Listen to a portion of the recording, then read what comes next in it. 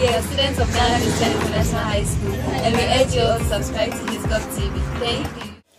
Hello, you are welcome to His Gov TV. Before we begin with whatever we are going to do today, a quick reminder: subscribe to our channel. Please do subscribe to our channel for us, to encourage us to do more for you. Okay, this is the only place that you get factual, historical, fact, and I would urge you to stay on and also share our links to your friends in other schools to also watch and subscribe. Good. So let's come to today's business. You remember I promised you that I would give you a letter that Dr. KWAME NKRUMAH wrote to Dr. K.A Busia when he was overthrown in 1969 by the NRC, the National Redemption Council, which was led by Colonel Ignatius Kutu Acheampong. So, let me give you a quick background before we even begin to read the letter, a consolation letter, as Nkrumah will put it. You see, the rift between Nkrumah and the Progress Party or the UGCC members, to Nkrumah, he felt that his overthrow was orchestrated by some of these people, some of these members of the UGCC, okay? And Busia happens to be part of the UGCC people or tradition. And so, Nkrumah felt that his overthrow was orchestrated by some of these people. And indeed, he faced opposition from these people. I don't know why, but Nkrumah faced stiff opposition from the Progress Party or the UGCC party. Okay, and so there wasn't much cordiality between Dr. KWAME NKRUMAH and not only K.A Busia, but all the members of the UGCC. Don't forget, Nkrumah left the UGCC to form his own party, the CPP, and so that tension had always been there. And I'm sure when Nkrumah was overthrown, Busia was happy, and then when he was also overthrown, or Busia is also overthrown, I'm sure Nkrumah was also happy, in that direction. So it's kind of way.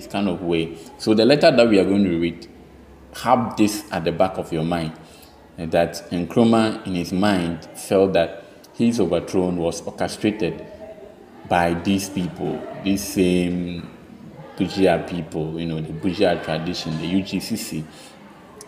And then after he was overthrown, the next election, even his party was banned. Don't forget that the NLC, the National Liberation Council, banned the CPP to contest in that election that Busia won. And so Nkrumah would harbor some kind of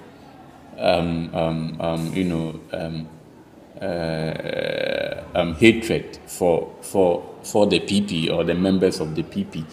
And so when the PP was overthrown, he would also be happy. And so have this background at the back of your mind, so that when you begin to read the letter and know the issues that Nkrumah will be raising, then you can understand him from that point of view as to the stiff opposition and tension that had always occurred between himself, Nkrumah, and that of the Progress Party or the members of the CPP. Good. So let's begin with the letter reading. And the title of the letter to Nkrumah, he says, "A letter of consolation to Dr. K.A Busia on the coup in Ghana." And this letter was written in 1969. Don't also forget that when the coup happened, Busia himself was not in the country at that time. We had already said that he was in Oxford, England, receiving medical treatment. Nkrumah himself was still in exile.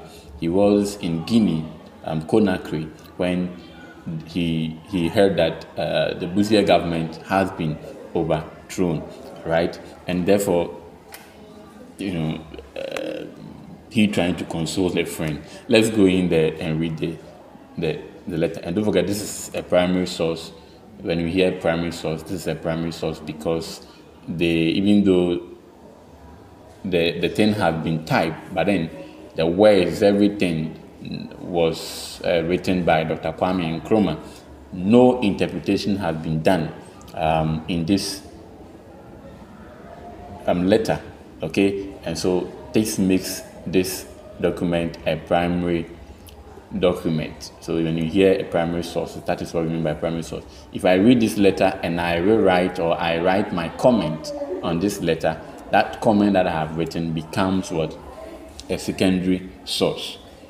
But until those written comment comes, this letter was only typed looking at the original letter of Dr. KWAME NKRUMAH. So bear that in mind as we move on. So the letter begins with, "My dear Kofi," very interesting. I'm laughing because it's an interesting letter. When you read about the things Nkrumah raised, you would laugh. So yes, "My dear Kofi." So that's the salutation. "I have just heard on the air that your government, which came to power barely 3 years ago, has been toppled by the Ghana army." Don't forget that he's saying this because the Progress Party was in power not for long, not actually for long. I think from 1969 to 1972, and so barely 3 years. So if Nkrumah says barely 3 years, that is what he means by barely 3 years. It is rather significant that most of the evils which my government and I were accused, and which were the main reasons for the overthrow of my administration, were apparently the same reasons that motivated the army's takeover of your regime. Don't forget the reasons. Some of the reasons were basically the same. Okay, high prices of imported goods, hardship, hunger, corruption. So basically the same thing, and that is what Nkrumah means by that. I am sure that you now realize that those who criticize other people without bothering to assign good reasons for their criticism eventually end up as victims of their own circumstances. Well, this one, it calls for another interpretation. Let's move on. So you will also appreciate the fact that those who sow a wind reap a whirlwind. And after you have finished spoiling other people, you will be surprised to find out that you have spoiled yourself. Like I said, these interpretations need a different whatever. But all what Nkrumah was trying to say is that, like I said, coming from that background, being criticized from that background as being incompetent and all of that, and then all of a sudden, you are also being accused of doing the same thing that you criticize me of. I don't want to put myself into trouble, but I think the current president is also suffering from the same disease. The same thing that he criticized the former President Mahama of. That's the same thing that is also going on today. But as politicians that they are, they will always have things to associate with. So let's move on. Perhaps you will agree with me in my assertion that during my tenure of office for 15 years, I did my best to improve the economic conditions of my people, although admittedly, my policies brought unexpected difficulties which were inevitable and for which my people were unprepared for. Yes, so Nkrumah has agreed that his policies brought some kind of hardship, but that was not his plan. If you look at what he's saying, that was not his intended plan. Nevertheless, there is evidence of some of my achievements in Ghana, which you, of all people, can't pretend to deny. The fact that I made Ghana what you found it when the same army overthrew my regime. All right, good. Let's move on to more of them. It will serve no useful purpose for me to recount some of these achievements, but surface it to say that Akosombo Dam, Tema Harbour, Tema Oil Refinery, for Kolebu Teaching Hospital, the Valco, to mention only a few are my handiwork. So I think over here he's just trying to remind Busia that this is what I have done for the country Ghana.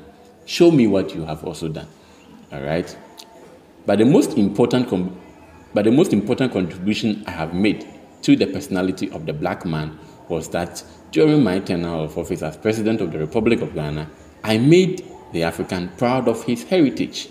Today, throughout the African world, many countries have attained political emancipation as a result of the torchlight I lit in Ghana, which my own people, including you, Kofi Busia, did not appreciate. So yes, the African personality, we will not take that from him. We will not take that from KWAME NKRUMAH, because Nkrumah came to change the perception about Africans. He came to make Africans believe in themselves that they can actually become free. That is, if they put their mind to it, that they were equally the same as that of the white. So that African personality, to him, he was the person who made Africa to become, Africans to be proud of themselves. And he's also saying that it is because of him that many African countries had gained independence, mainly because, don't forget, some of his foreign policies was that he gave out money and financial assistance to some of these countries to gain independence. Even some freedom fighters were trained in Ghana, to go and fight for their independence. And so that is what he's reminding Busia of. And he says that, all these Ghanaians, and including Busia, did not appreciate some kind of, hurt some there. But let's move on. Today, so let's have read there. Thus, my government and I were accused of a host of unprintable evils, which sought to discredit me and to pave the way for you to establish yourself as a successful leader on the African political scene. Since my government was overthrown 6 years ago, and since you assumed the reins of authority in the latter part of 1969, I have been watching closely. So that is what Nkrumah is trying to say, that he has been watching closely the developments that have been happening in Ghana, and he says he has been doing that from Conakry. And so, let's continue with the next page. So yes, so he has been watching. He has been watching Busia, government. Good. So let's move on to the next one. Thus, within a span of 3 years, you and your ministers became richer and acquired ill-gotten wealth more than could be said of the ministers in my government, which ruled for 15 years. Well, we don't know. We don't have any evidence to support this. But that is what Nkrumah is saying, that within that 3 years, it looks like the ministers in Busia's government, acquired wealth more than any other, even more than his ministers that had acquired for 15 years. And that's strange. It is regrettable that your government, which you claim to comprise mainly of intellectuals and honest men, had to be toppled within 3 years after assuming office. This indeed is evidence of your political immaturity. That's some huge thing right there. One problem for me I have with the Busia traditions and Busia people is that they pride themselves so much of the fact that they are intellectuals and honest men. You see, and Nkrumah is referring to this thing, same here. Don't forget the current NPP, Baumia, stood somewhere, I think during their National Congress stood somewhere and said, we have the men, we have the intellectuals to man the economy. Then he will mention, of course, each name, Ken Ofori-Atta, then they'll say, yay, blah, blah, blah. Then he then went on to say, what about them? Which is referring to the opposition, the NDC. Who did they have? Then they all started laughing. I think they should calm down with this intellectual. Yes, we know you are intellectual, but don't be bluffing that in our face, And so that is what I'm sure the Busia people did. They branded the Nkrumah people as veranda boys, that they were not educated and all of that. And so now Nkrumah is reminding him, you were educated, but look at your record. 3 years you were toppled. And we, the veranda boys, how long did we stay in power? 6 years, and even more, all right? Now that your utopia has crumbled under your feet, apparently due to the erratic policies you pursued, with the assistance and full support of those who preach universal brotherhood, yet supervise the obliteration of thousands of innocent souls throughout the world, may I offer you a few words of consolation. Very interesting. I will therefore recommend to you, my dear Kofi, that you take a long rest from the exigencies of politics, in which you woefully failed after pursuing it for nearly 2 decades, in just the same way as you could cancel your engagements in Morovia following our confrontation at the funeral of the late President William V.S. Tapman, a blessed memory. So I'm sure Nkrumah had interactions with him, and it didn't go well for Busia, and so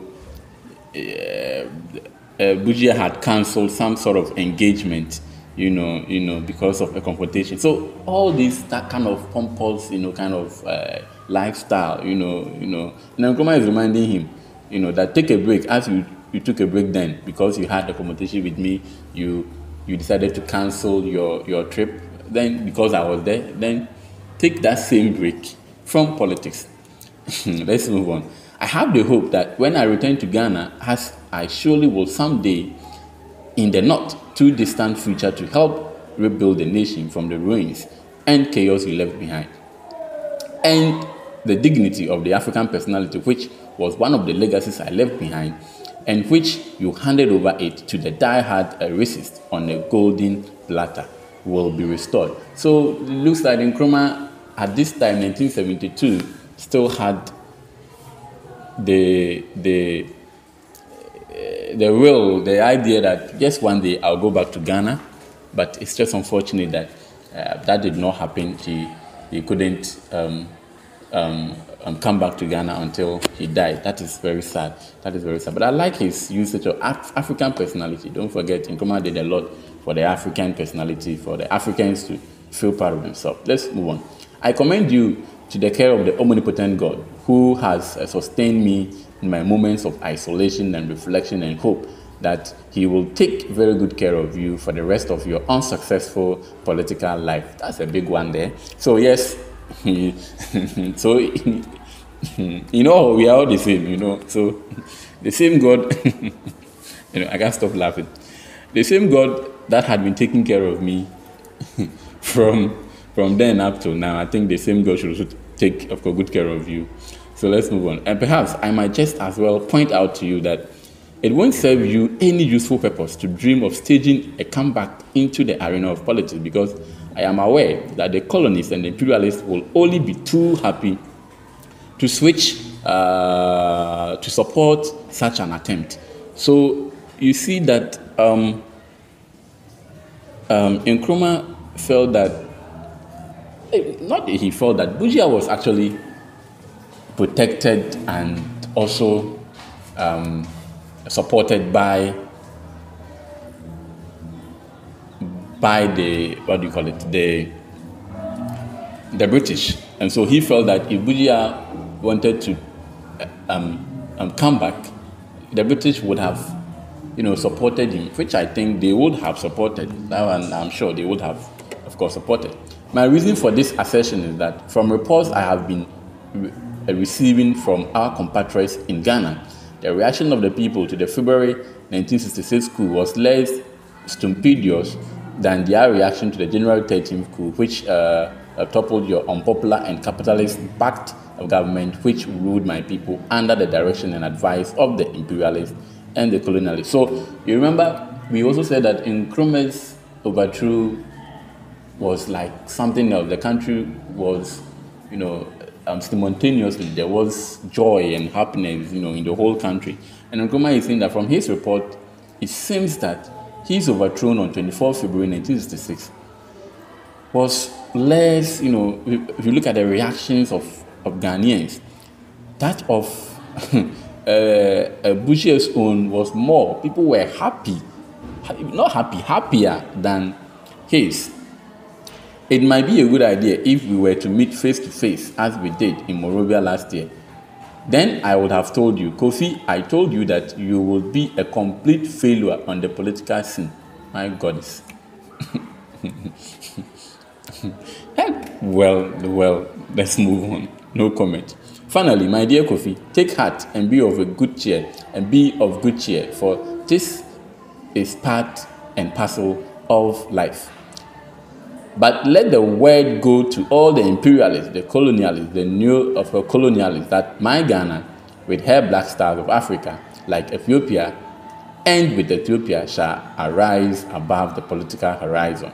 I wish you Godspeed as you make your well-deserved exit from a political arena in Ghana. I remain yours faithfully, Dr. KWAME NKRUMAH. Well-deserved political exit.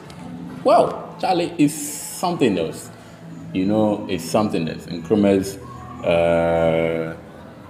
usage of words, somehow, some kind of mocking, some kind of... It's strange. Good. I think I skipped one of them. So let's read that one. Okay, let's read that one. But don't forget that was the last part that we read, okay? Okay, so that was the last part that we read. So this was a continuation. This should have come before the other should have come. So let's hear. Events in Ghana. And I often felt that this is when he said that he was Nkrumah, he felt that he was following events in Ghana. And I felt that you were handling the affairs of the country that is relying so much on colonialists, imperialists, capitalists, and neo-colonialists. So this is when he said he was following. After his overthrow, he was following events in Ghana. You will one day end up in the gutter with the same imperialists and capitalists nailing your coffin, Then he goes on to say that your handling of the alliance compliance order, in which, for the first time in the history of Africa, a neighboring government drives out its country fellow Africans like cattle and oxen in open tracks. Your so-called dialogue with the apartheid regime, in which you seek to create the impression that you are the only black man on earth who is capable of bringing pressure to bear upon the racists in South Africa, and other diabolical policies, too numerous to mention a few.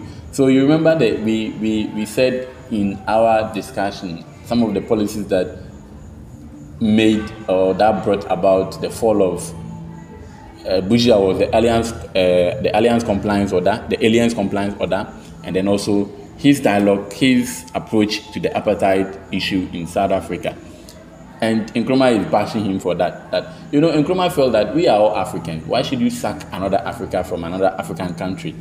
Okay, and so that was quite a problem for him. But don't also forget that Busia was trying only to protect local industries. All right. Now you will recall that just before the election in 1969, I broadcast on Conakry radio to my people in Ghana, exhorting them not to vote for any other candidate for the premiership but you. Wow, you see, so interestingly, in 1979, KWAME NKRUMAH broadcasted a message to Ghana from Conakry telling the electorate to vote for Kofi Busia. And that was strange. See why he did that. I do not know how you took this exhortation, but I could conjecture that you probably assumed that by exhorting the people of Ghana to vote for you, I was placing you above other candidates. If this was your way of thinking, then I am sorry to say that you miscalculated and misconstrued the motivation of my exhortation. I had imagined that you would have realized that the reason for asking the people of Ghana to vote for you was not so much because I thought you were better than any of all the candidates involved in the electioneering campaign. My reason for exhorting them to vote for you was that I knew that being a political wetling, you would sooner or later expose your shortcomings. Let me refresh your memory about some of the events which culminated in the overthrow of my legitimate government on February 1966, 24 February, and relate them to the events which led to the overthrow of your imperialist and colonialist-oriented government, with a view of drawing a logical conclusion as to whether your administration or mine was preferable. You will recall that while I was away in Hanoi to effect a peaceful solution to the capitalist aggression against the freedom-loving people of North Vietnam, the Ghana Army, led by insignificant and virtually unknown soldiers in collaboration with the CIA, conspired to overthrow my government. You may also recall that the first thing these irresponsible soldiers did was to ransack my official residence and virtually steal my personal properties as well as cash I had left behind. And this is what I find so uncalled for, so unfortunate. You know, when Nkrumah was overthrown, what happened was that these soldiers, after they overthrew him, went to his house. I have seen a video. I'll try and get the video and post it for you to see. I've seen a video whereby the suits and shoes and furnitures of Dr. Kwame Nkrumah were actually auctioned for people to come and buy. They actually displayed them on a pack for people to come and buy. And that is what Nkrumah is referring to over here, that these irresponsible soldiers went to his house, stole everything that belonged to him. Come on, why would they do this to him? That's very sad. You know, it's very, very, very, very sad. I think the whole country has to, you know, I don't know to say, to offer a public apology to the family of Nkrumah, because this is so uncalled for. It's unfortunate. And I mean, when I watched that video, I was very, very, very sad. I was very, very sad that, why would you do this? I even heard that his center at Winneba, his ideological center at Winneba, where all the books were brought out and some of them were banned and all of that. Come on. That was just unfortunate. We are sorry, but ideally, I think this shouldn't have happened. All right?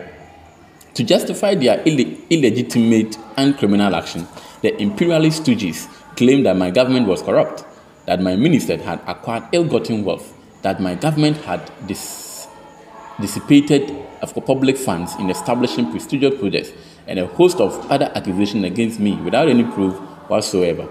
But any objective political observer would agree that the same evils of which you and your colonialist masters accuse me reared their ugly heads and assumed more heinous proportions during the days of your government. Okay, so it was a continuation of this one, and then this one was a continuation where we read this one. All right, so we have already, of course, read this one here. Okay, we read this one here. So yes, guys, this was the letter that Nkrumah wrote to Dr. Kofi Busia in 1969 when he was overthrown as the president of the Republic of, I think he was the prime minister of the Republic of Ghana, signed by Dr. Kwame Nkrumah in 1972. And this was, the source of this was from Black Scholar. Good. So please subscribe to our channel. Interesting revelations over there by Dr. Kwame Nkrumah. Very interesting and very informative. And I think you now understand some of the things that happened during the coup of Dr. Kwame Nkrumah. May his soul rest in perfect peace as we continue to raise the flag of Ghana high. God bless you for your time. Please subscribe to the channel and have a nice day. Bye-bye. TV, first among equals. Bye.